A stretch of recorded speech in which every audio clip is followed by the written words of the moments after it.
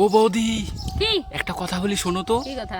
দাদা যখন ঢুকিয়ে দেয় হ্যাঁ, তখন কিন্তু একটা পা তুলে ঢুকে, তাই তো? কি সব বলছো তুমি? আমি কিন্তু ভালো করে বলছি, মানে আমিও কিন্তু ওইভাবেই, মানে কি করি বলো তো, কি ঢুকিয়ে দেই। তাই? হ্যাঁ, ভালো কোশ্চেন করো। ভালো কোশ্চেন আমি করেছি। না, আমি এইসব কোশ্চেন নেগেটিভ কোশ্চেন করবো না আমি। আরে বাবা, আমি তোমাকে কি বললাম? কি? তোমার সঙ্গে আমি এখন ঝগড়া করতে যাব? না, ঝগড়া করতে হবে না, তুমি অন্য কোশ্চেন করো তাহলে হয়ে যাবে। অন্য কোশ্চেন কেন করতে যাবো? এটা কি ভালো কোশ্চেন নয়? না না, আচ্ছা, তোমার কাছে না হতে পারে, আমার কাছে কিন্তু এটা ভালো কোশ্চেন। আবারও বলছি, ভালো করে বলো, শোনো। বলো, বলো। দাদা যখন ঢুকায় হ্যাঁ। তখন এক পা তুলেই কিন্তু ঢুকায়। আবার তাহলে কি দুই পা তুলে ঢুকাবে? দু পা তুলে লোকটা দাঁড়াবে কোথায়? তুমি দু পা তুলতে পারবে? দুই পা? হ্যাঁ, চেষ্টা করি। করো তো।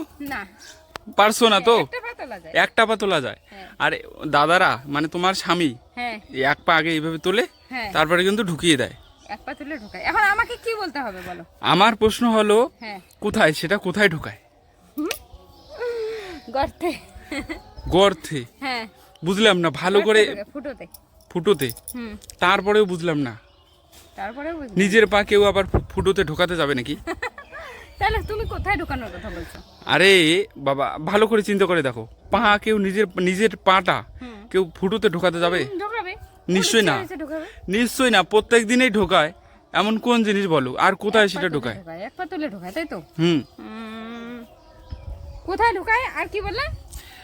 আর সেইটাই বলো, তুমি কোথায় একটাই ঢোকায়? বলো। হ্যাঁ, কোথায় কোথায় ঢোকায়? ঢোকায় দাদা? কোথায় এক পা তুলে কোথায় ঢোকায়? দাদা এক পা তুলে কোথায় ঢোকায়? এক পা তুলে গাড়িতে চড়ে?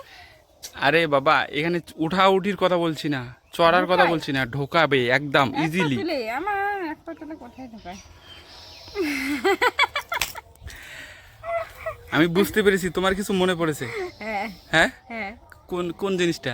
ওই যে সত্যি করে বলো না। আর বুঝলাম না, ভালো বলো বলো। বুঝতে হবে না, বুঝতে হবে না। বুঝতে হবে না? না।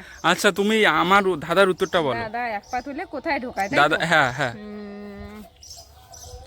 কোনো কাজ করার সময় হতে পারে। কোনো কাজ করার সময়? হ্যাঁ, মনে করো কোনো কাজ করে তখন গর্তে ঢোকানোর প্রয়োজন। না, একদমই না, একদমই না।